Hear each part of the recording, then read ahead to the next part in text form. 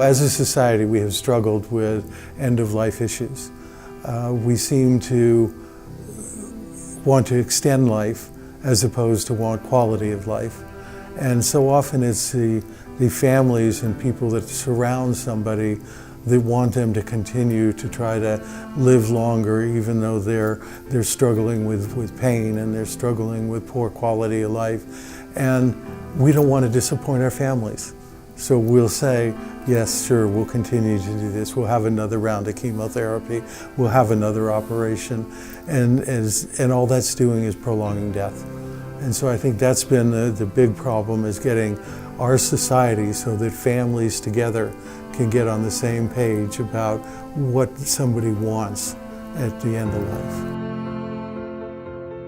life. Grief comes in many different forms. Sometimes people are grieving the loss of a pet, or grieving the loss of a loved one, or grieving the loss from a divorce, or a loss of an occurrence that has happened in their life that may not be the death of somebody close to them, but a different type of grief.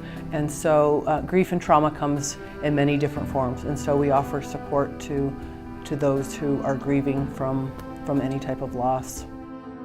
It was May 12th, 2015, a patient requested pet visits. We didn't have that service, and it opened the world up to the patients and to Partners Hospice. We created, with the help of the Hospice Care Foundation, of course, we created a pet companion program. The impact is unbelievable.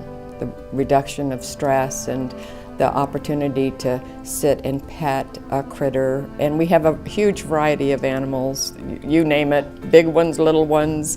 And we also try and match our animals to our patients. It's an amazing program. My father got really sick in Seattle and ended up passing away, but the hospice was an avenue that didn't even know was available.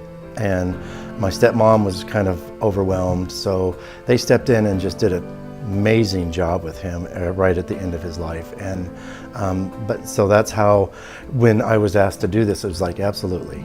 I mean, they've given so much to me. My mom passed when I was 19 years old, and without the hospice program, I would not have survived. We found out in September that she had a couple months to live, and she lived through Thanksgiving. She passed away on Thanksgiving Day that same year. Our mother was everything to us, so when we learned that she only had a couple months to live, it was hard to adjust to, and then once she passed, it was really hard to try to go on without her. If you have ever lost anyone that mattered to you, there's no better organization to give your money to. The impact that Hospice Care Foundation and the entities that receive their granting provide to someone like me who needed it most,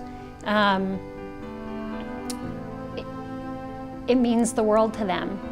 And every dollar that during that time in their life, it's expensive. There's so much going on. They don't know what to expect next. They're dealing with somebody that they love passing. They're dealing with having to put on a funeral. They're having to figure out what they're going to do next and how they're going to survive. And